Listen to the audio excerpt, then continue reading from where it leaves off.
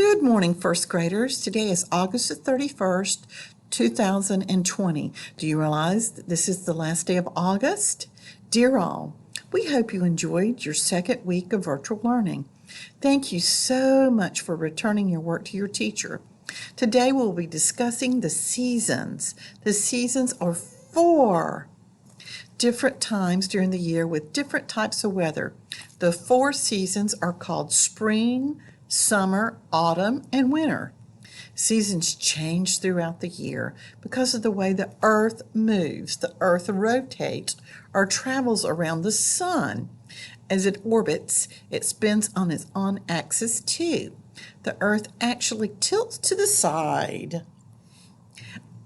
So as it rotates around the sun, half of the earth is leaning toward the sun and the other half is leaning away. Earth's orbit is rotation on its axis, and its tilt are reasons for the 4 seasons.